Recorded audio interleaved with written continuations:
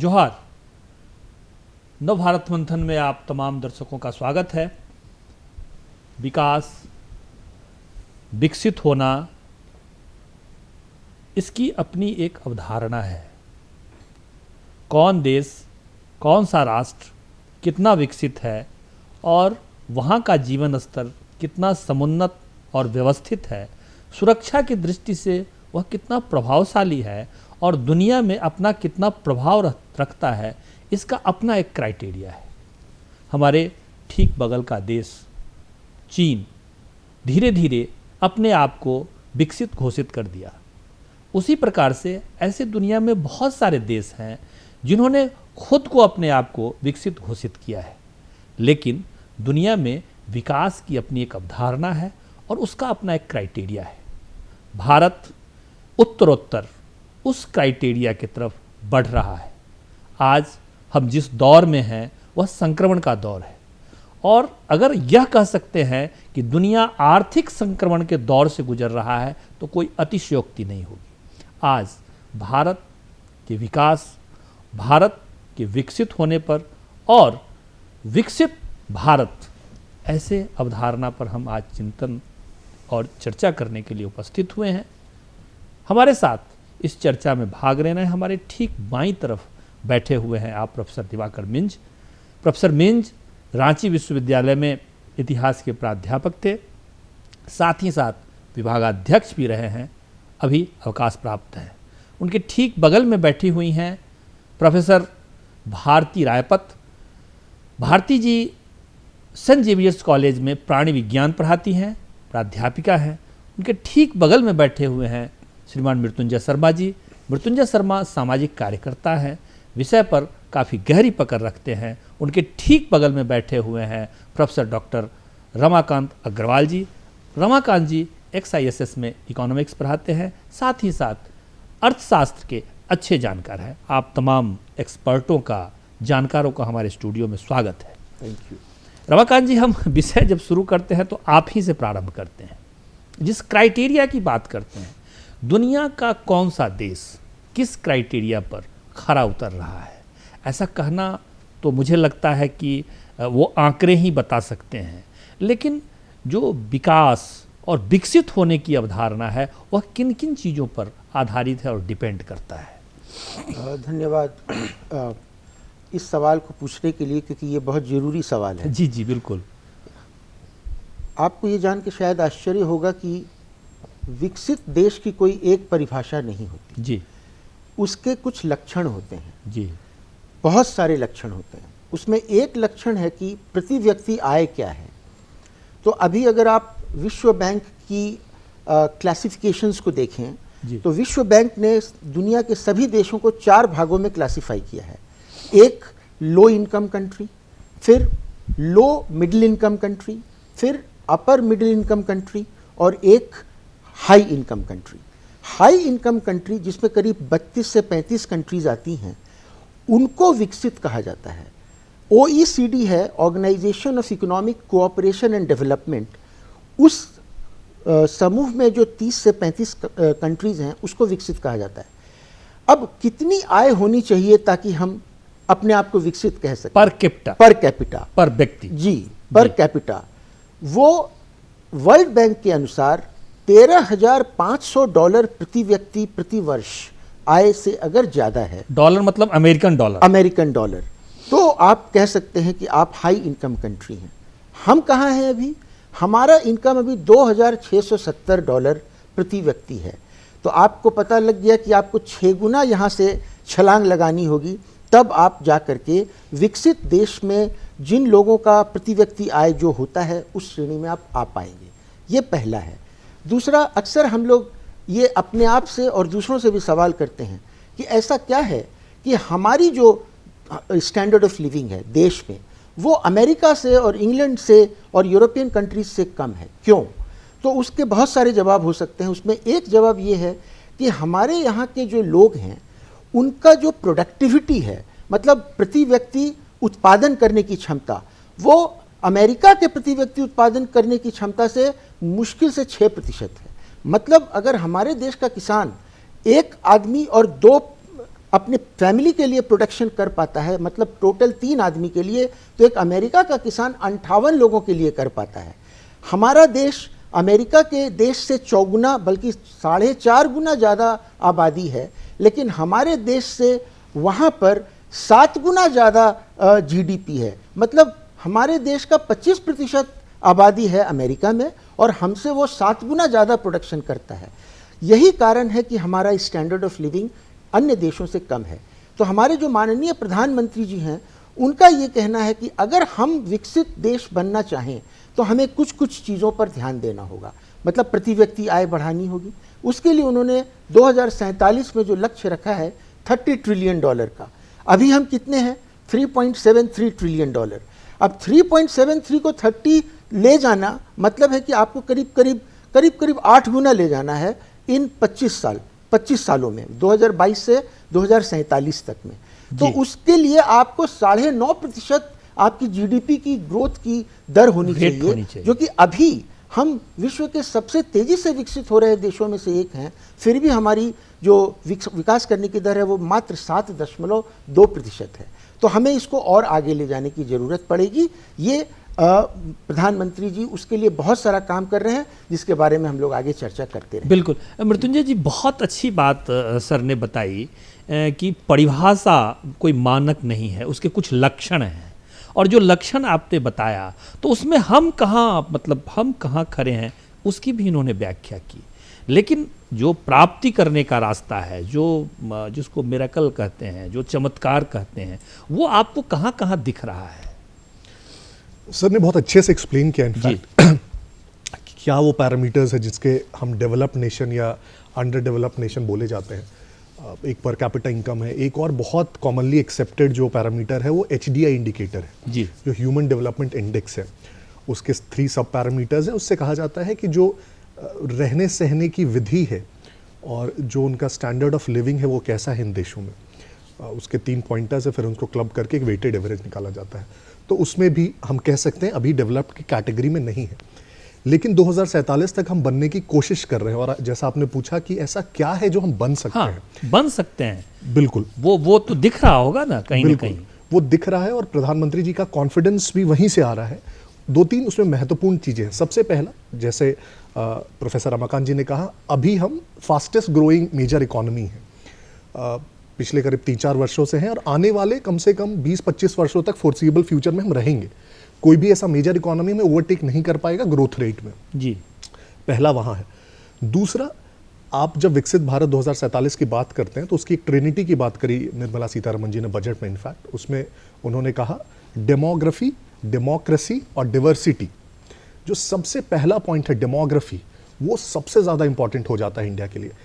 आप देखेंगे 2020 का एक डेटा है, जो इंडिया का मीडियन एज है वो है 28 वर्ष। 28 वर्ष का मीडियन एज है इंडिया में। अगर आप दूसरे देशों से कंपेयर करेंगे, अगर आप चाइना से कंपेयर कर ले, करीब 37 वर्ष है वहाँ का मीडियन एज। आप यूरोप से कंपेयर करेंगे, वहाँ 45 वर्ष है। जापान चले जाएंगे तो 49 वर्ष है। और दूसरा एक बड़ा इंटरेस्टिंग डेटा है कि जो 20 से 64 वर्ष की आयु का जो वर्ग है, जो वर्किंग पॉपुलेशन कहते हैं, वो इंडिया की पॉपुलेशन का करीब 2/3 है। ये कैसे इंपॉर्टेंट है? ये ऐसे इंपॉर्टेंट है कि इसका मतलब है कि प्रत्येक 2 काम करने वाले पे 1 व्यक्ति निर्भर है। तो ये रेशियो बहुत अमेजिंग है। और अभी आने वाले कम से कम 30-40 वर्षों के लिए इंडिया के पास ये डेमोग्राफिक डिविडेंड रहने वाला है। मतलब हमारे कहने का मतलब ये हुआ कि जो हमारा जो ह्यूमन रिसोर्स है वो काफ़ी मजबूत है, और ये हमारे लिए प्लस पॉइंट है। एग्जैक्टली। तो पहला तो है उसका जो क्वांटम है, वॉल्यूम है, वो बहुत इंपॉर्टेंट है। लेकिन दूसरा कि वो वॉल्यूम को हम कैसे यूटिलाइज कर पा रहे हैं। बस लोगों का होना उस एज ग्रुप में इंपॉर्टेंट नहीं है, उसको हम कितना स्किल कर पा रहे हैं। और जैसा सर ने बात की प्रोडक्टिविटी की, प्रोडक्टिविटी क्या है, तो आप देख रहे होंगे कि पिछले 8-10 वर्षों में जो गवर्नमेंट का फोकस रहा है वो प्रोडक्टिविटी पे बहुत ज्यादा रहा है। आप देख सकते हैं उसके बहुत सारे पैरामीटर्स, जैसे न्यू एजुकेशन पॉलिसी आप देखिए, इसी की ओर है, जिसमें हम स्किलिंग की बात करते हैं। आप स्टार्टअप इंडिया देखिए, इसी की ओर है, जिसमें आप स्टार्टअप्स क्रिएट करने की बात बोलते हैं। हम स्कूल्स में जो सिंपल सा अटल टिंकरिंग लैब्स आपने सुना होगा, करीब 10,000 गवर्नमेंट ने लगाया है, उसका भी पूरा मोटिव यही है कि अगर स्कूल में ही बच्चे टिंकरिंग करके कुछ बना पा रहे हैं, कल को जाके वही बच्चे स्टार्टअप्स खोल पाएंगे। आप फोकस देखिए गवर्नमेंट का स्टार्टअप्स पर। इनफैक्ट उन्होंने एक पूरा स्टार्टअप डे घोषित कर दिया। 2014 में कुल 350 स्टार्टअप्स थे पूरे इंडिया में। 2023 में 1,15,000 स्टार्टअप है। हर घंटे 4 नए स्टार्टअप्स बन रहे हैं। आज 100 से ज़्यादा यूनिकॉर्न है और सबसे इंटरेस्टिंग डेटा ये है कि उन 100 से ज़्यादा में 2/3 उन 100 से ज़्यादा में आधा से अधिक टियर 2 और टियर 3 टाउन से आ रहे हैं। तो जो टियर 2 और टियर 3 टाउन से पॉपुलेशन है उसको भी मैं एक्चुअली यूटिलाइज कर पा रहे हैं। तो ये बहुत ज़्यादा पॉजिटिव सिग्नल्स हैं जिसके कॉन्फिडेंस से हम बोल पा रहे हैं कि 2047 तक ये अचीवेबल है। मैडम, इसी हम चर्चा को थोड़ा और आगे बढ़ा रहे हैं क्योंकि दुनिया की जो इकोनॉमी है वो 2 चीज़ों पर एस्टैब्लिश हो रही है। एक जो है सो कृत्रिम बुद्धिमत्ता है और दूसरा है कि जेनेटिक इंजीनियरिंग है। आप प्राणी विज्ञान की प्राध्यापिका भी हैं, तो एक पक्ष तो आपके माध्यम से ही बच्चों को पढ़ाया जाता होगा। तो हम ऐसा क्या देख रहे हैं अपने देश में, क्या इस दिशा में या इस क्षेत्र में भी कुछ ऐसी संभावना है जिसके माध्यम से हम आगे बढ़ने की कोशिश कर रहे हैं या करने वाले हैं? हम देख रहे हैं कि देश में जो अभी विकास हो रहा है जी और जिस पेस पर हो रहा है, जी, अगर हम इसका संपूर्ण समर्थन करें तो हम सच में कुछ सालों में शिखर पे पहुंच सकते हैं। जी, अब एक सबसे इम्पॉर्टेंट है कि इतने वर्ष पहले हमें इंडिपेंडेंस मिली, जी, उसके बाद भी हम क्यों नहीं विकास कर पाए, जी, ये एक सबसे बड़ा हाँ हाँ है ही वो तो सिंहावलोकन तो करना ही पड़ेगा ना कि भाई क्यों नहीं कर पाए। हाँ बिल्कुल। तो अभी सर सबने बहुत फिगर्स और ये सब जो बताया बिल्कुल सही बात है। हमें विकसित होने के लिए ये सब तो चाहिए ही, लेकिन हमारी देश की इंटरनल प्रॉब्लम्स इतनी ज़्यादा थी कि ये सब सोचने की बदले पहले हमें उन्हें उसको सोच रहे थे, उसको सॉल्व करने की कोशिश कर रहे थे। बिल्कुल ठीक हमें बात आप पहले कह जो रहे हैं। इन जो होता है ना एक घर, जो श्री नरेंद्र मोदी जी हमेशा कहते रहते हैं वासुदेव कुटुंबकम, वसुधैव कुटुंबकम, बिल्कुल मतलब ठीक। जब ये कुटुंब है तो जो एक कुटुंब में जो प्रॉब्लम्स होती हैं उनको पहले हम देखें।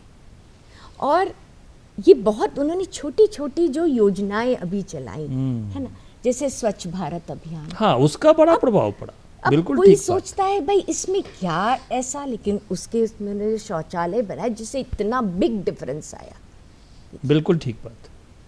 बहुत छोटी। अब देखिए जैसे उन्होंने अपना चलाया कि बेटी पढ़ाओ बेटी बचाओ, देखिए इस बहुत छोटा सा है, लेकिन एक हमारे जो विलेजेस में लोग रहते हैं छोटी छोटी चीज़ों को समझते हैं कि भाई हाँ उनमें अवेयरनेस आती है। तो ये जो मुद्दे हैं, हमें जो पहले इंटरनल प्रॉब्लम्स हैं, अब आज के समय में मैं थोड़ा सा प्राणी उस पर जाने के पहले देखती हूँ कि कुछ मुद्दे हाँ जो इतनी वर्षों से चले आ रहे थे और कोई भी उस पर हाथ लगाने की हाँ डरता कोशिश था, नहीं, बिल्कुल डरता था। बिल्कुल। वो आज उन्होंने कर दिखाया, हाँ चुटकियों में जिसे कर दिया। हमें चुटकियों में। और देखिए ना कहीं दंगा हुआ ना कहीं फसाद हुआ, उनको हर व्यक्ति का हाँ हर व्यक्ति का सबका समर्थन, पूरे देश का समर्थन। समर्थन मिला। तो ये जो विश्वास हमारे लीडर में आ रहा है, जो लीडरशिप है उनकी, हाँ उसको हम लोग को रियली मानना पड़ेगा। और मैं समझती हूँ कि श्री नरेंद्र मोदी जी के पास में सच में कोई दैवी शक्ति है, क्योंकि इतनी सारी प्रॉब्लम्स कंट्री के अंदर थी हाँ, जिनको सोचने में भी कभी अगर सोचने बैठा कोई भी देश प्रेमी हो हाँ, तो उसे डर लगता था कि क्या कभी ये सब सॉल्व हो पाएगा। बिल्कुल ठीक बात। हाँ उन्होंने अब जैसे विमुद्रीकरण लेकर के आए, जीएसटी लेकर के आए, सब और सबका स्वागत किया हमने, बिल्कुल हाँ हर उस पर। अब सबसे बड़ा आप देखिए पेंडेमिक आया, हाँ, उसमें भी उन्होंने कोविड जो 19 पेंडेमिक आया, उसमें देश जो है एक हेल्थ केयर सिस्टम में उभर के आया, एक पावर। बिल्कुल हमने कभी सोचा था कि हमारा देश अपना वैक्सीन बना लेगा? हमने बनाया, वो वैक्सीन बनाया, बिल्कुल दुनिया भर को दिया, दुनिया भर को दिया। और तो और बताइए, तो ये हम सोच भी नहीं सकते थे। हेल्थ केयर सिस्टम आज कहाँ पहुँच गया है। हाँ तो ये ताकत जो हमारे पास में है उसके माध्यम से हम ये सोच रहे हैं और ये हम बिल्कुल। तय कर पा रहे हैं, ये विश्वास एक पैदा हो रहा है। अब मेडिकल टूरिज्म का एक ये बन गया है हाँ, देश देश, बिल्कुल। क्लिनिकल ट्रायल्स का एक हब बन गया है। अब आप देखिए उन्होंने जो G20 समिट जो होस्ट किया, उसमें उनका एम्फेसिस जिस मुद्दों पे था उसकी तरफ ध्यान दीजिए। रिन्यूएबल एनर्जी, बिल्कुल, हाँ, एनवायरमेंट कंजर्वेशन, सस्टेनेबल कंपोनेंट है, सस्टेनेबिलिटी पर, और इन सबके साथ में एक इम्पॉर्टेंट था उनका कल्चरल हेरिटेज। कल्चरल हेरिटेज, ये भी बड़ा पावरफुल चीज है। तो अच्छा, हमारी जो ट्रेडिशनल नॉलेज है, हाँ, नॉलेज बेस जो है, उसको हम कहीं भूल गए थे, उसको उन्होंने रिवाइव किया। उन्होंने ये बताया कि कोई भी डेवलपमेंट किसी भी सेक्टर में हमें करना है, उसके साथ साथ हमें पर्यावरण को साथ में लेकर चलना होगा। अच्छा, पर्यावरण की जब बात आती है दिवाकर जी, तो कहीं न कहीं हम पर्यावरण को लेकर के बाहर से बहुत सारी बातें करते हैं, जबकि आज विकास के सारे आयाम जो हैं वो यहीं आकर के फंस रहा है। तो क्या मतलब पर्यावरण भी इतना महत्वपूर्ण है, और ये है तो कैसे है, और इसको कैसे हम कर पाएंगे? पर्यावरण की जहाँ तक बात है, जी तो जंगलों की जो अनाधून कटाई हुई, खासकर 80 के बाद, जी पहले तो जंगल काटने का बहुत कठिन काम था, जी लेकिन बीच में चाहे केंद्र सरकार का ही चाहे राज्य सरकार का ही, दोनों ने मुखिया के दस्तखत से भी उन पेड़ों को काटने की अनुमति हो जाती थी जो कि उपयोगी नहीं हो। जी लेकिन इस बीच में दोनों सरकार ये भूल बैठी कि वहाँ के रहने वाले जो लोग हैं उनका क्या होगा। इसीलिए कीमती लकड़ी को बचाने के चक्कर में जो कीमती लकड़ियाँ नहीं थी उसको जो काट दिया गया मुखिया के भी सिग्नेचर से, उससे बड़ी हानि हुई पर्यावरण को। क्योंकि जो भी कीमती लकड़ी नहीं है, जो भी फलदार वृक्ष है, उसकी लकड़ी कीमती नहीं होती, और जिसकी लकड़ी कीमती होती है उसमें फलदार नहीं होती। और इसीलिए ये क्या हुआ कि समस्या गांव में बीच में समस्या खड़ी हो गई कुपोषण का, क्योंकि आज पहले से कहीं ज़्यादा कहते हैं कि भोजन हो रहा है। पहले इसे खराब भोजन था, फिर भी कुपोषण शिकार नहीं होता था। आज कुपोषण शिकार इसलिए हो जा रहा है कि आप उनके जो एक टाइम फॉरेस्ट प्रोडक्ट था, फलहार था, जो थी वो उसको सारा मिनरल्स मिल जाता था, सारे विटामिन मिल जाते थे, वो आपने कम मैंने गैर कीमती लकड़ी करके कटवा दी। इससे हानि हुआ, लेकिन खैर अब देर से सही समझ में आया, इसको हमने काफ़ी जोर से इधर के दिनों में मुझे लगता है कि जो इधर के मतलब चाहे जो भी केंद्र राज्य जो भी सत्ता शासन रहा है, उसमें जो ग्राम स्वराज्य के नाम पर और ग्राम पंचायतों के नाम पर जो उन्होंने संरक्षण करने की का काम किया, वो भी इसको ध्यान गया है। जी। अब मोदी जी इस ओर प्रयासरत भी हैं। विकास कहिए कि संक्रमण दौर में हम लोग हैं, इसलिए है कि विकास के लिए इंफ्रास्ट्रक्चर बहुत ज़रूरी है। सड़कें बहुत अच्छी बन रही है सब जगह गांव में। मुख्य बात को छोड़ दीजिए, NH की बात छोड़ दीजिए, विलेज रोड भी था वो भी अच्छी बन रही है, और सभी जगह बढ़िया काम हो रहा है। अप्रोच रोड बन रहा है, इससे किसानों को लाभ हो रहा है, जंगल में रहने वालों को लाभ हो रहा है, उसके प्रोडक्ट को भी लाभ हो रहा है। किसान जो कि बहुत सस्ता ग्रामीण इलाकों में, सुदूर इलाकों में बहुत कम कीमतों पर अपने फसल को अपने बेच देते थे, नहीं बेच पाते थे, इसीलिए व्यापारी उसका लाभ उठाता था। अब ट्रेन चल गई है तो लोग अपना पोटली बना के खिड़की में हुक लगा के चलाते हैं, भले गलत हो या सही हो, लेकिन लाभ तो चला जाता है उनको। इस तरह से देखा जाएगा तो लाभ हो रहा है। और इस ओर ध्यान है, क्योंकि आप सड़कें बनाएंगे चौड़ी चौड़ी तो पेड़ कटेगा। जी बिल्कुल। पेड़ लगाने की बात होती है, हम तो कहते हैं कि पहले पेड़ लगा ले, उसके बाद सड़क चौड़ी करने की काटे। काटने के पूर्व अगर पेड़ लगाने की बात हो जाएगी तो रोड बनते बनते पेड़ भी विकसित हो जाएगा। यहाँ तो रोड बनने के बाद पौधारोपण होता है। पौधारोपण के ख्याल से मेरे ख्याल से नियम है जो काटने से पहले हाँ, लेकिन ऐसा हो नहीं रहा, देखने में नहीं मिलता, प्रैक्टिकल नहीं है। तो ध्यान है सबका मोदी जी का के रिजम में विकसित कार्य हो रहे हैं, काफ़ी हो रहे हैं हर जगह। सबसे बड़ी बात है कि इन पर एक कॉन्फिडेंस है, कुछ भी डिसीजन लेने का, कुछ भी करने का, कहीं राइट भी हो जाए चाहे रॉन्ग हो, ये बिना सोचे उसके दिल में आता है कि ये अच्छा काम इससे विकसित होगा तो करते ही कॉन्फिडेंस उसमें है। अब बाद में जो भी उसकी आलोचना हो, चाहे नहीं हो, चाहे फेल हो या पास हो, अलग बात है, लेकिन काम करने का जो क्षमता है, इससे एक लोगों में विश्वास जगा है कि हम इनके साथ काम कर सकते हैं। ट्रैवल में भी, आदिवासी में भी उन्होंने बिरसा मुंडा को जो राष्ट्रीय दिवस के रूप में जो घोषित किया, इससे हर आदिवासी क्षेत्र में खुशी की लहर आई, चाहे उसका समर्थक कॉन्फिडेंस हो, उनमें भी पैदा हुआ। हाँ, उस पर समर्थक हो, और चाहे उनको न भी लगा हो, कि सरकार में हमारा भी कुछ है, योगदान, एग्जिस्टेंस। हाँ। बिल्कुल। इससे उसके अंदर में भी एक उत्साह, कहते हैं ना कि सबसे बड़ा मेरे आदमी में, मेरे दृष्टिकोण से सबसे बड़ा आदमी में जरूरत है कॉन्फिडेंस की, आत्मविश्वास की। हम अपने आप में विश्वास करेंगे, खुद पर विश्वास करेंगे तो हम स्वाभिमानी होंगे। अपने स्वाभिमानी होंगे तो हम अपने आप में दुनिया के किसी कोने में रहें, हम स्वावलंबन को पालेंगे। तो ये मंत्र मोदी जी फूंक रहे हैं सब में, सभी जगहों में, कि आप पहले अपने आप को किसी से कम मत समझिए, हम किसी से कम नहीं। और इसी स्टार्टअप जो आप बार बार दोहराए हमारे विद्वान मित्रों ने, ये कहीं ना कहीं इस बात का हिस्सा है कि जब तक आप उत्साहित नहीं होइएगा, जब तक आप अंदर से बुलंद नहीं रहिएगा, कुछ भी कर पाने का हौसला आपको नहीं रहेगा, तो कुछ भी नहीं कर पाइएगा। ये बहुत ज़रूरी है।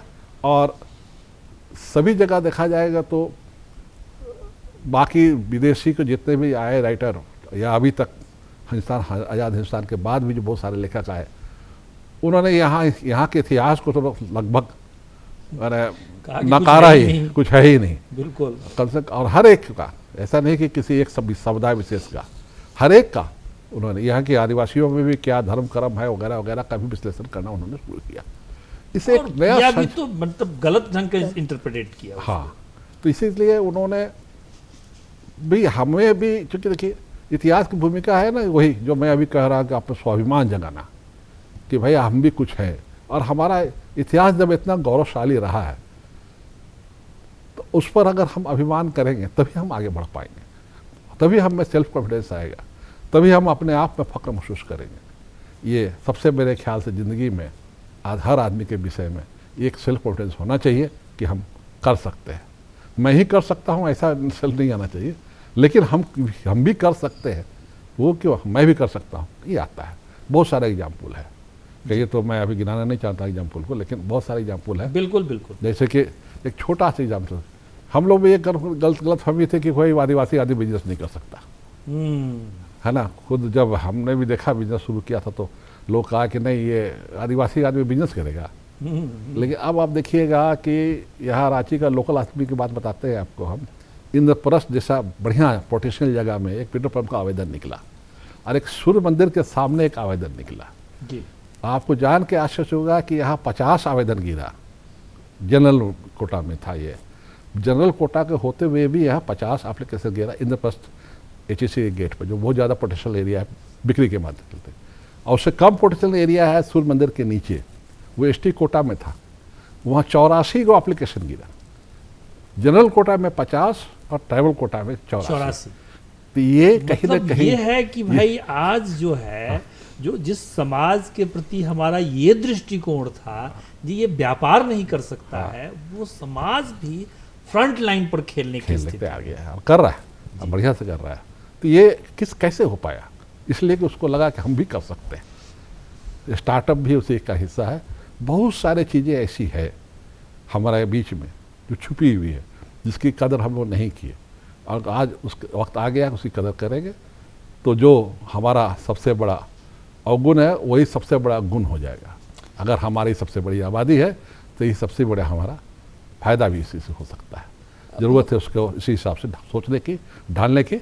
हमारे माननीय प्रधानमंत्री जी इसको ऐसा विचार कर रहे हैं, मेरा ऐसा सोच है। बहुत अच्छी बात, मतलब आपने बताया, सबसे जो महत्वपूर्ण बात आपने बताया कि जिस वर्ग और समूह के बारे में आम धारणा थी कि ये व्यापार नहीं कर सकता है, ये तिजारत नहीं कर सकता है, वो फ्रंट लाइन पर खेल रहा है। अग्रवाल साहब, हम अगर एक एक बिंदु पर चर्चा करें तो शोध, रिसर्च और साथ ही साथ मानव संसाधन को विकसित करने से ही कोई भी देश, क्योंकि संसाधन तो सब देश के पास में होता है, या बहुत ऐसे देश हैं जिसके पास में कुछ भी संसाधन नहीं है, बट उसने अपने केवल मानव संसाधन के बदौलत दुनिया के अग्रणी पंक्ति में आके खड़ा हुआ है।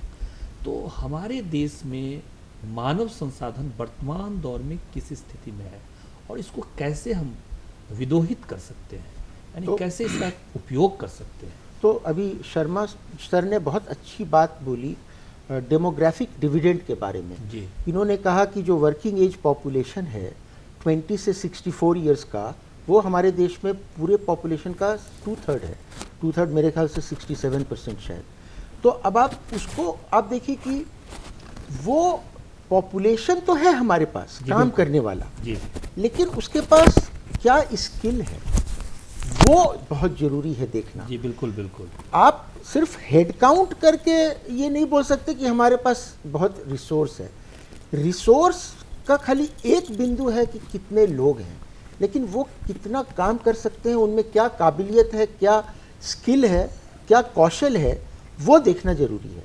तो जब ये पता लगा कि इतने सालों में हमारे खाली हेड काउंट ही बढ़ा, स्किल नहीं बढ़ा, तो फिर इस सरकार ने एक स्किल डेवलपमेंट पर प्रोग्राम चलाया और रोज पेपर में आंकड़े निकलते रहते हैं कि अलग अलग स्किल्स में कितने लोगों को ट्रेन किया जा चुका, छोटे से स्किल से लेकर के बड़े से स्किल तक को। तो अब क्या है कि उनकी जो प्रोडक्टिविटी है वो बढ़ रही है। नंबर ऑफ जो टेक्निकल इंस्टीट्यूशंस हैं इंडिया में, जो नेशनल लेवल के IITs वगैरह और जो मेडिकल एजुकेशन के लिए है, उनमें उत्तरोत्तर बढ़ोतरी हो रही है। Number of colleges, number of universities बहुत बढ़ रहे हैं। अगर आप देखें कि कितने लोग स्कूल से मैट्रिक या सेकेंडरी एजुकेशन करके निकलते हैं और उनमें से कितने लोग हायर एजुकेशन के लिए जाते हैं, उसमें भी बहुत बढ़ा है। उसको कहते हैं एनरोलमेंट रेशियो। तो एनरोलमेंट रेशियो भी बहुत बढ़ा है। अभी नई एजुकेशन पॉलिसी जो आई है उसमें वोकेशनल एजुकेशन और टेक्निकल एजुकेशन पर बहुत जोर दिया जा रहा है, काफी फोकस किया काफी फोकस किया जा रहा है। इन सब का ध्येय सिर्फ एक है कि हम लोग सिर्फ इस मामले में आगे नहीं रहें कि हमारे पास लोगों की संख्या बहुत ज़्यादा, और मेरे ख्याल से मेरे विद्वान मित्र मुझे करेक्ट करें, शायद अब हम विश्व के सबसे पॉपुलस कंट्री हो गए हैं। हाँ, बिल्कुल हो ही गए। शायद चाइना से हम आगे निकल गए। हाँ, लेकिन क्या हमारे पास वो स्किल है जो चाइना के पास है या जापान के पास है या जो विश्व के अन्य विकसित देशों के पास है? वो स्किल अभी भी देना बाकी है। अच्छा, एक प्रश्न थोड़ा सा और हम इसी से संबंधित एक प्रश्न और है कि जो विकसित राष्ट्र है उसने कौन कौन सी ऐसी तकनीक अपनाई जो वो तुरंत से ऐसे चमत्कारिक तरीके से, जैसे चीन के बारे में वो डेंग जियाओ थे, उन्होंने जो काम किया उसके कारण वो, ऐसे ही प्रोफेसर रूजवेल्ट करके अमेरिका में थे जिन्होंने इकोनॉमिक वो बनाया और कृषि पेटी का डेवलपमेंट किया, आधुनिक अमेरिका के उसको प्रणेता कहा जाता है। तो ऐसा क्या है जिसके माध्यम से दुनिया के अन्य देश बहुत ही कम समय में वो तकनीक सिद्ध हो गए और विकसित हो गए, और हमको और क्या करना पड़ेगा? मेरे ख्याल से इसका सिर्फ और सिर्फ एक वर्ड में आंसर किया जा सकता है, जी जी, और वो है टेक्नोलॉजी, तकनीक, साइंस एंड टेक्नोलॉजी। दुनिया के जितने भी विकसित देश हैं आप उनको देख लीजिए, अगर किसी एक चीज़ में वो बहुत आगे हैं तो वो है साइंस एंड टेक्नोलॉजी। आप आज की जो कटिंग एज टेक्नोलॉजीज है, artificial intelligence, machine learning, deep learning, deep technology, ये सारे चीज़ों पर वो बहुत आगे हैं हमसे। इसीलिए इस देश में अब पहली बार टेक्नोलॉजी ड्रिवन ग्रोथ स्ट्रैटेजी अपनाई जा रही है। मतलब क्या हुआ कि हम ग्रोथ करेंगे तो हमारे ग्रोथ का इंजन क्या होगा? पहले लोग एक्सपोर्ट बोलते थे, एक्सपोर्ट लेड ग्रोथ, अभी हम लोग बोल रहे हैं टेक्नोलॉजी लेड ग्रोथ। तो आपको पता होगा कि अभी जो रीसेंट बजट आया उसमें एक बहुत बड़ा अमाउंट इसी चीज़ के लिए अलग से रखा गया है, 1 लाख करोड़ रुपया। उसका पर्पस क्या है कि जो भारतीय युवा डीप टेक्नोलॉजी में, जो बहुत हाई लेवल का टेक्नोलॉजी है, उस पर कोई रिसर्च करना चाहें, उससे रिलेटेड कोई एप्लीकेशंस पर काम करना चाहें, उससे रिलेटेड कोई प्रोडक्शन करना चाहें, तो उनको बहुत सारी सुविधाएं मिलेंगी। और आप जानते हैं कि हम लोग जो मानव लोग होते हैं वो इंसेंटिव्स पर तुरंत जाते हैं। इंसेंटिव पर तुरंत जाते हैं, एकदम सही बात तो आपने कहा। जैसे ही हमें पता लगा कि इंसेंटिव है, बस हम दौड़ जाएंगे। अब मेरा पूरा विश्वास है कि अगले कुछ सालों में हम अग्रिम पंक्ति में शामिल हो जाएंगे जो टेक्नोलॉजी से रिलेटेड है। ऑलरेडी हम बहुत सारी चीज़ों में हैं, जैसे अब चंद्रयान, तो देश हमारे हिसाब से शायद विश्व का 5वां या 6ठा ही बिल्कुल कंट्री है 5वां, हाँ, जो कि वहाँ पर बिल्कुल, भेज पाया। बिल्कुल। और सबसे इम्पोर्टेंट जो हमारा जो सबसे बड़ा टेक्नोलॉजी है उसका नाम है जुगाड़। जुगाड़ टेक्नोलॉजी के अनुसार हम वही सैटेलाइट जो भेजते हैं वो 1/10 1/20 मतलब 1/3 कॉस्ट में बना करके भेज देते हैं जो अमेरिका बनाता है। मतलब हम इतने इफिशिएंट हैं। बस एक ही चीज़ की जो कमी है वो उसको दूर करने का प्रयास बहुत तेज़ी से जारी है, और वो है कि हमें उचित वातावरण मिले हमें ग्रो करने का। और वो जितनी भी इंस्टीट्यूशनल डेफिशिएंसीज जिसको कहते हैं, कमियां, वो अभी दूर करने का प्रयास किया जा रहा है। जैसे अगर आप समझें कि अगर आपको अपने घर के दीवार पर नया पेंट लगाना है तो सीधे जाके पेंट नहीं लगा देते, उसको पहले खुरचना पड़ता है, बिल्कुल, साफ बिल्कुल, करना पड़ता है, उसका एक पानी वानी डाल करके हाँ उसको। बेसिस तैयार करना पड़ता है, तब उस पर जो पेंट चढ़ता है वो बढ़िया चढ़ता है। वैसे ही अभी वो एक इंफ्रास्ट्रक्चर तैयार किया जा रहा है जिससे हम ग्रो कर पाएं। तो मेरे ख्याल से अभी जो 4 इंपॉर्टेंट व्हीकल ऑफ ग्रोथ हैं इंडिया की, जो कि 2047 तक हमें विकसित राष्ट्र बना सकती हैं, उसमें पहला है टेक्नोलॉजी, दूसरा है एनवायरनमेंट, तीसरा है इंफ्रास्ट्रक्चर, और चौथा जो सबसे इंपॉर्टेंट है, आप बहुत विकसित भी हो गए और अगर आपकी करोड़ों जनता गरीब है, उन तक आप कोई भी कल्याणकारी योजना का लाभ नहीं पहुंचा पाए तो क्या फ़ायदा। इसीलिए इस सरकार ने एक नारा दिया है, to the last mile. To the last mile मतलब जो बच गए हैं, अंत्योदय, हाँ, अंत तक, अभी तक जो नहीं कर पाए, बिल्कुल। जिनको सुविधा नहीं मिल पाई, वो वहां तक पहुंचाने की कोशिश की जा रही है। और देखिए कैसे की जा रही है, बहुत इंटरेस्टिंग है। इस सरकार का मतलब हर सोच ही थोड़ा इनोवेटिव है। वो क्या कर रहे हैं, एक यात्रा शुरू की उन्होंने, उसका नाम दिया विकसित भारत संकल्प यात्रा। बिल्कुल। आपने पढ़ा होगा कि करीब 15 दिन पहले तक 10 करोड़ लोग उससे जुड़ चुके थे, और 10 करोड़ लोग का काम क्या है, जैसे जैसे वो यात्रा बढ़ रही है वो लोग उन लोगों को आइडेंटिफाई कर रहे हैं जिन तक वो कल्याणकारी योजनाओं का लाभ अभी तक नहीं मिला। बहुत अच्छी बात है। हाँ। मृत्युंजय जी, ये जो ग्रोथ का हमारे पास में जो सर ने बताया कि 4 व्हीकल है, और इस चारों व्हीकल पर हम सवार होकर के हम आगे की तरफ बढ़ सकते हैं, विकास की जो हमारी जो गति है वो द्रुत बना सकते हैं। तो इस चारों व्हीकल में से हम कहाँ खड़े हैं, किस किस व्हीकल पर हमारा फोकस है। जैसे टेक्नोलॉजी है, तो टेक्नोलॉजी पर कितना फोकस कर रहे हैं और कहाँ तक हम पहुँच पाए हैं। मैं प्रोफेसर साहब की बात को ही थोड़ा सा एक्सटेंड करते हुए बिल्कुल। उस पर आऊँगा। इनफैक्ट तो अब देखेंगे डिफरेंट फेजेस ऑफ हिस्ट्री में जो कंट्रीज़ का जो डेवलपमेंट है उसका इंजन अलग अलग हुआ। जैसे ब्रिटेन में इंडस्ट्रियल रिवोल्यूशन आया, वहीं का इंटरनल कंजम्पशन था, तो सारे कंट्रीज फिर इंडस्ट्रियलाइज होने जाकर लगे, के मतलब आधारित हो गए, उसी पे आधारित हो गए। चाइना ने उसमें एक और नया आम जोड़ा। चाइना ने कहा इंटरनल कंजम्पशन तो करेंगे, पूरे वर्ल्ड को भी फीड करेंगे अपना प्रोडक्ट्स, और पूरा एक्सपोर्ट लेट हुआ। जनरली हम कहते हैं कि कोई भी कंट्री जैसे जैसे डेवलप करता है तो प्राइमरी सेक्टर से, विच इज़ मतलब खेती से, वो इंडस्ट्रीज़ की ओर बढ़ता है और फिर इंडस्ट्री से सर्विसेज की ओर बढ़ता है। जो इंडिया का एक लार्ज ट्रांजिशन हुआ है वो इंडस्ट्रियलाइजेशन थोड़ा स्किप करके हम लोग डायरेक्टली सर्विसेज की ओर बढ़े हैं।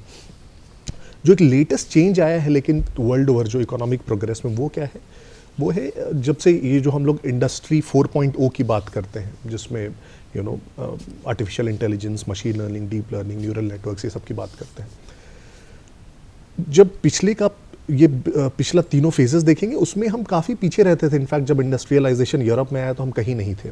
उसी प्रकार जब चाइना एक्सपोर्ट लेट ग्रोथ कर रही थी तो हम एक इम्पोर्ट लैडन कंट्री थे।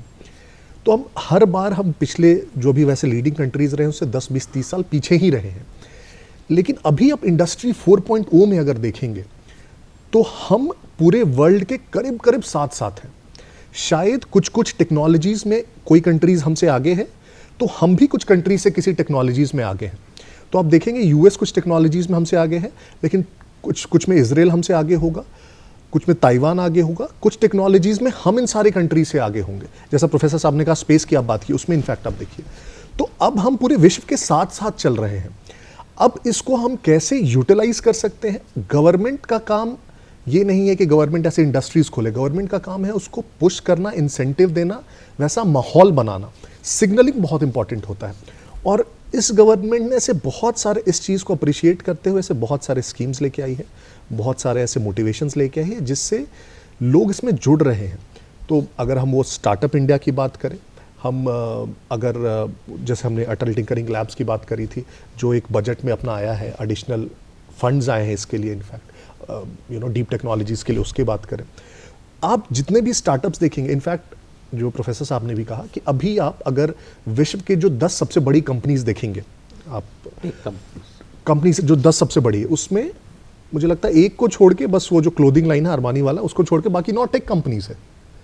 सो अगर आपको अब लीड करना है वर्ल्ड को, तो it is through technology. Technology से आपकी भी जो सबसे बड़ी कंपनीज, आज शायद रिलायंस हो, आज शायद अडानी हो, आप 10 साल आगे जाएंगे, टेक्नोलॉजीज कंपनीज इनको ओवरटेक कर जाएगी। रिलायंस में भी जियो ओवरटेक कर जाएगा रिलायंस इंडस्ट्रीज को, जो इनका ऑयल का बिजनेस है। बिल्कुल। तो उसमें गवर्नमेंट ने बहुत फोकस दिया है। वो रियलाइज करती है कि अगर 2047 तक हमें एक डेवलप्ड नेशन बनना है, तो ये जो इमर्जिंग टेक्नोलॉजीज है, नई उभरती हुई टेक्नोलॉजीज है, इसमें हमको विश्व को लीड करना पड़ेगा। इसमें हम दूसरे देश से पीछे तो नहीं ही रह सकते हैं किसी भी हालत में। तो उसके लिए बहुत अच्छी सिग्नलिंग मेरे ख्याल से हो रही है। दूसरा, ये तो हम जब डेवलपमेंट, इकोनॉमिक डेवलपमेंट की बात करते हैं, तो ये ज़्यादातर जो डेवलपमेंट के रिजल्ट्स होते हैं वो एक टॉप सेगमेंट को जनरली मिलता है। लेकिन इस सरकार ने कहा हम उसे सिर्फ डेवलपमेंट नहीं मानेंगे, हम विकसित भारत उसे नहीं मानेंगे। वो हमारा एक पिलर होगा इकोनॉमिक डेवलपमेंट। दूसरा क्या होगा? एनवायरमेंट होगा। एनवायरमेंट। तीसरा क्या होगा? बिल्कुल। सोशल प्रोग्रेस होगा। बिल्कुल।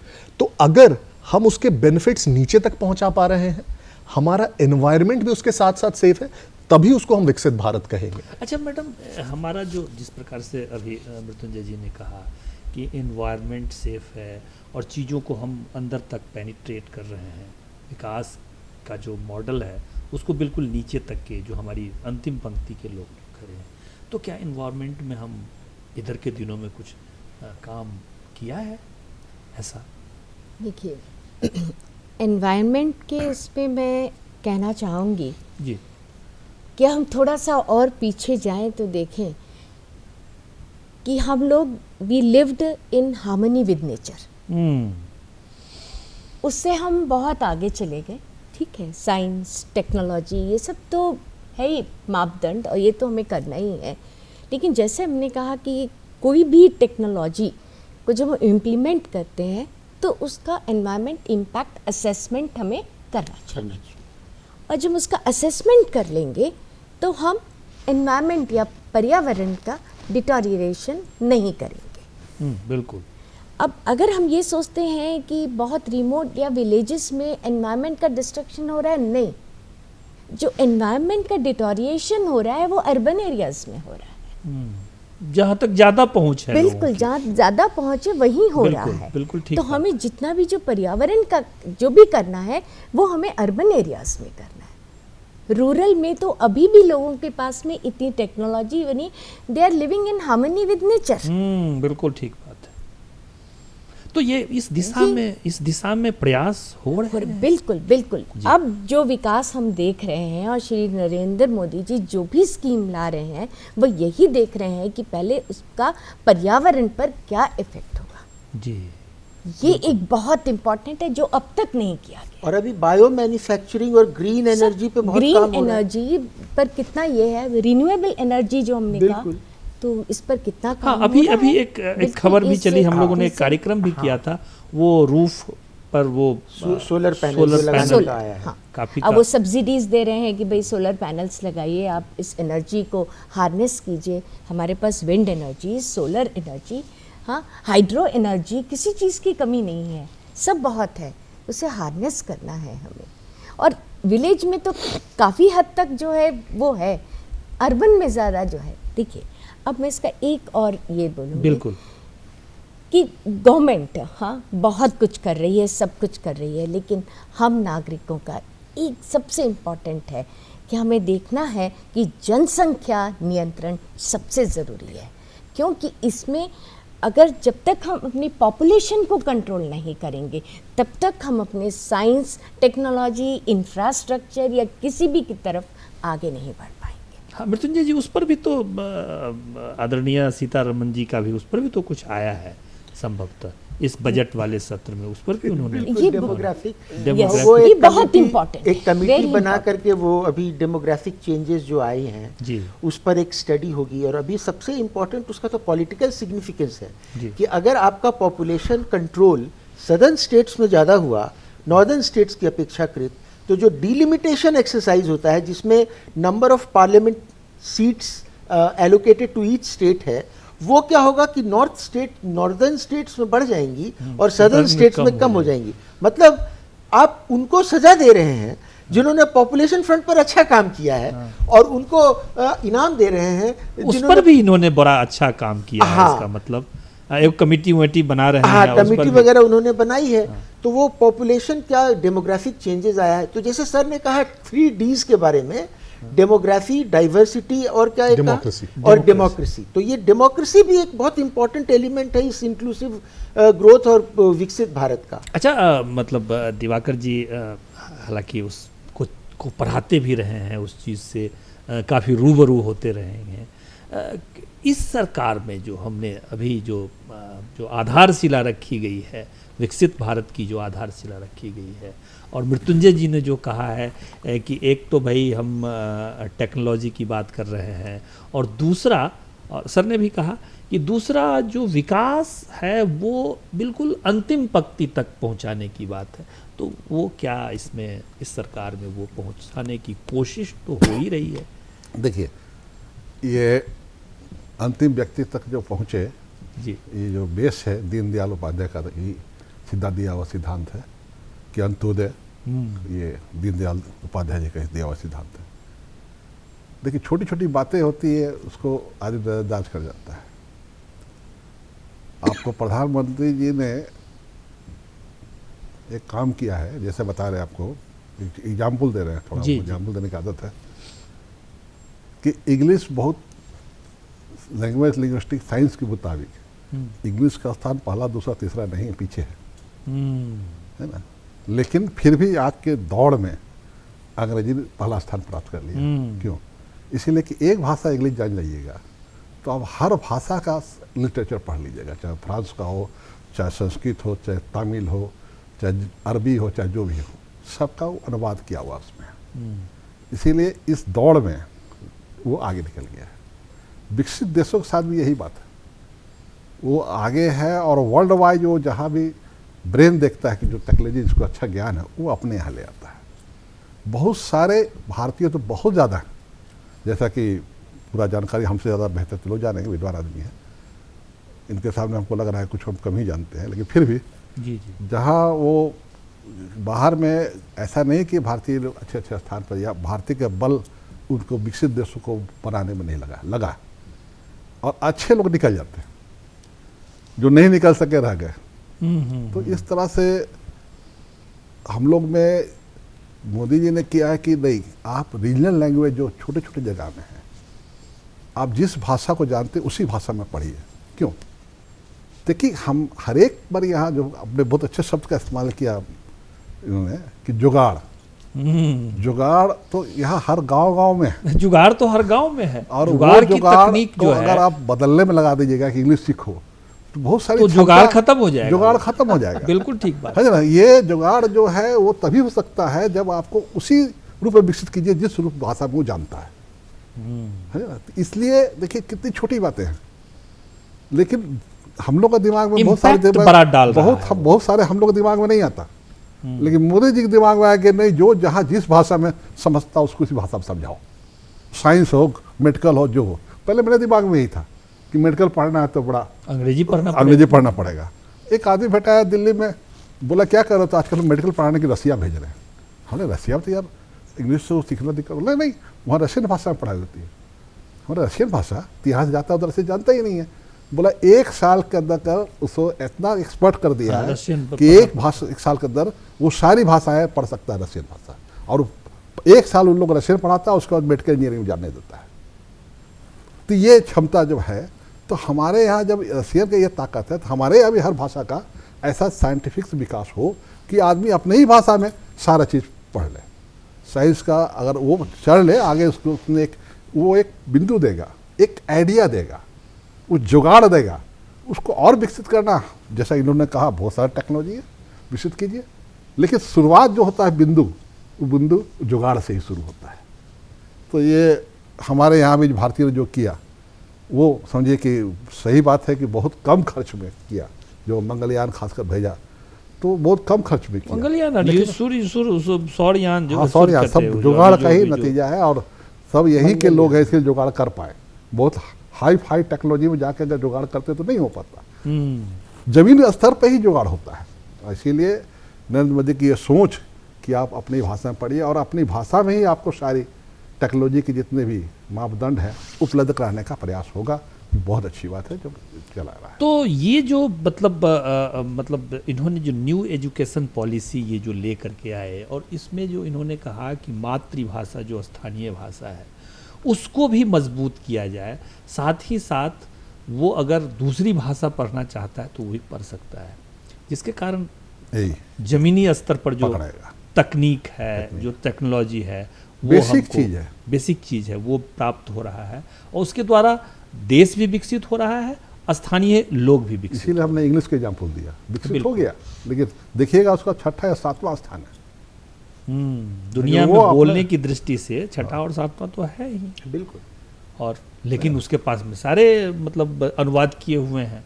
और वही कारण है कि हम लोग टेक्नोलॉजी के क्षेत्र में इतने आगे भी हैं, क्योंकि आज भी जो टेक का जो लिंगो है वो इंग्लिश ही है। तो किताबें जो भी हैं अच्छी अच्छी, वो सर ने जैसा कहा वो भी इंग्लिश में ही हैं। लेकिन ये क्या है कि मैंने जैसा देखा, जब मैं छोटा था तो हिंदी मीडियम में पढ़ता था, तो हिंदी मीडियम में पढ़ने के चलते जब तक हिंदी में लिखी हुई हैं सब चीज़ें मैं समझ पाता था, लेकिन जहाँ अंग्रेज़ी में हैं तो मैं समझ ही नहीं पाता था। इसका मतलब है कि अगर मैं अपनी भाषा जानता भी हूँ तो भी कुछ विषय ऐसे हैं जो मैं समझ ही नहीं सकता। तो ये अब इंडियन नॉलेज सिस्टम और जो इंडियन वर्नैक्युलर सिस्टम है उसको न्यू एजुकेशन पॉलिसी में प्रमोट किया जा रहा है। सीधी सी बात। अच्छा, जब डॉक्टर साहब जब हम चर्चा करते हैं तो जैसे हमने अंत्योदय की बात की, जैसे हम अंतिम पंक्ति तक पहुंचने की बात की, और एक जो बराबर इस टर्म का उपयोग किया जाता है कि सत्ता में, अर्थशास्त्र में, आर्थिकी में, व्यवस्था में एकदम अंतिम पंक्ति के लोगों का भी हस्तक्षेप होना चाहिए। तो क्या तभी जाकर के कोई भी, जिसको कलेक्टिव स्ट्रेंथ बोलते हैं, जैसे चाइना ने किया, जैसे जापान ने किया, अमेरिका ने भी बहुत हद तक किया, जो देश नहीं कर पाया वो देश टूट गया, बिखर गया, बहुत ज़्यादा मजबूत होने के साथ ही नहीं था भी तो वो बिखर गया। जैसे हमने देखा यूनाइटेड स्टेट, वो यूएसएसआर को। तो अपने देश में जो चीज़ें हैं, जो डेवलपमेंट हो रहा है, जो आर्थिक विकास हो रहा है, जो परचेजिंग कैपेसिटी बढ़ रही है, तो उसमें सामान्य व्यक्ति तक पहुंचने की जो पहुंचाने की बात है वो भी हो रही है। वही तो मैंने आपको पहले भी कहा जी कि जन भागीदारी जी, अभी तक हम लोग बहुत ज़्यादा तेजी से बढ़ नहीं पाते थे क्योंकि उसमें जन भागीदारी नहीं होती थी। अभी जन भागीदारी हो रही है, और उसका कारण क्या है कि हमारे प्रधानमंत्री साहब जानते हैं कि आप ऊपर से कितना भी प्लान बना लीजिए, जब तक उसमें पब्लिक की भागीदारी नहीं होगी वो प्लान बहुत सक्सेसफुल नहीं होगा। इसीलिए उन्होंने क्या किया, अंतिम व्यक्ति तक हमारा जो योजना है वो पहुंच पाए, उसके लिए एक यात्रा निकाल दी, करोड़ों लोगों को जोड़ दिया।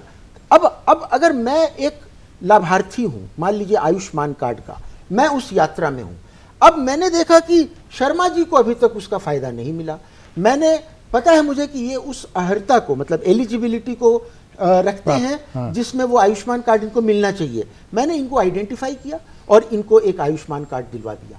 मतलब अब भारत के बड़े बड़े ऑफिसर आइडेंटिफाई नहीं कर रहे हैं, सामान्य आदमी आइडेंटिफाई कर रहे हैं कि अरे किसको किसको मिलना चाहिए, बगल का आदमी कर रहा है, बगल का आदमी।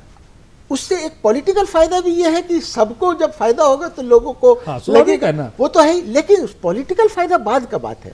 पहले तो है कि ये मानव का बात है, मानवीयता की बात है कि अगर आप एक ऐसे व्यक्ति को, मेरे जैसे व्यक्ति को, जिसको खाने के लिए नहीं था, जिसके पास हेल्थ के लिए कुछ फैसिलिटी नहीं था, 5 लाख रुपए तक का आप आयुष्मान कार्ड दे दिए, और मेरे को ही कहे कि देखो भाई तुम्हारे अगल बगल और कोई ऐसे हैं तो उनको ले आओ। उनको ले आओ, तो sir 85 lakh new Ayushman cards have been issued during this yatra. क्या बात है, सोचिए आप, तो उसके ये चमत्कार। ये है। तो अभी public participation is the keyword. उन्होंने बार बार कहा है कि ये हम नहीं करेंगे, ये काम आप करेंगे।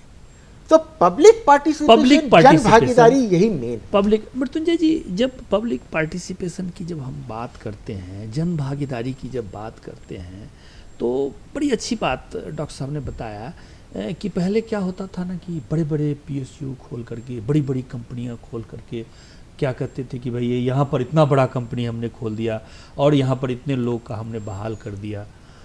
लेकिन आज जो देखने को मिल रहा है कि हर व्यक्ति एक एंटरप्रेन्योर डेवलप कर रहा है, तो ऐसा नहीं लगता है कि कहीं ना कहीं मामला इजी हुआ है?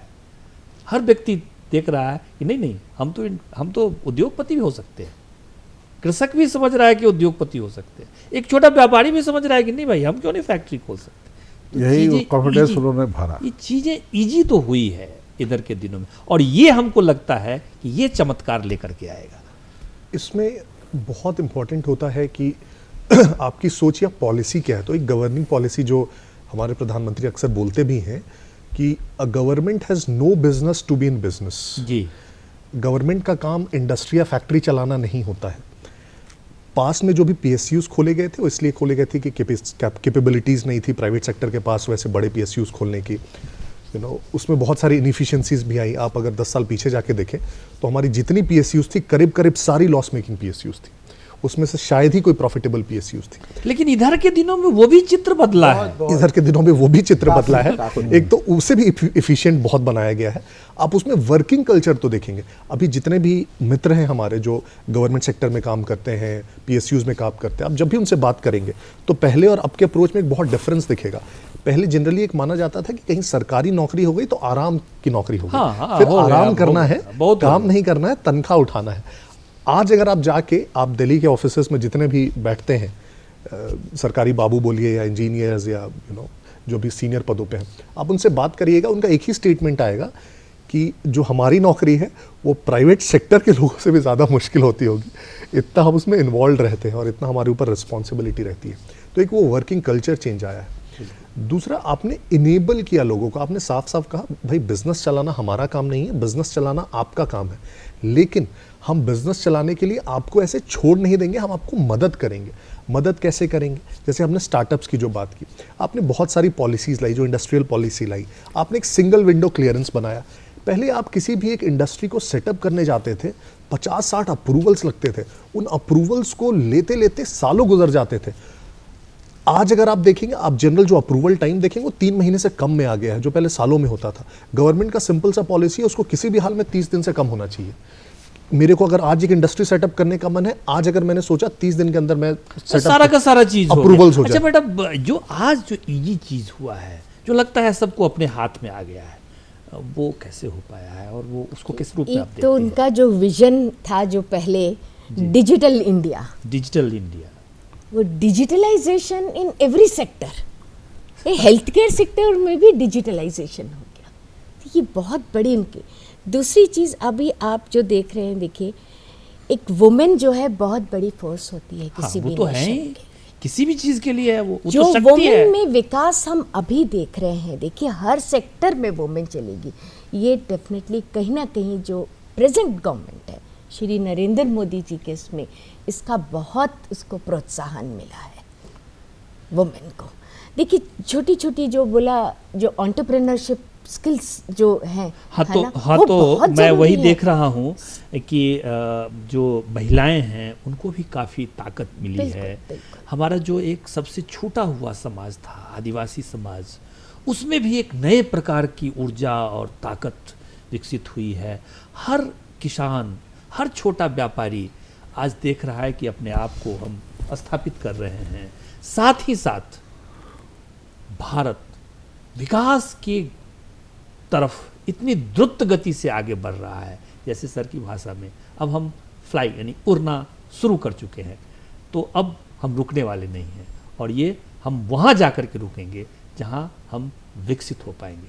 आज हमने बहुत इसी विषय पर चर्चा की और ऐसे ही विषय को लेकर के हम आपके सामने बार बार उपस्थित होते रहेंगे।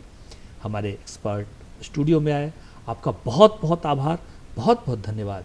हम इसी के साथ अपनी टीम के साथ विदा लेते हैं। Thank you. जोहार, धन्यवाद। नमस्कार। नमस्कार।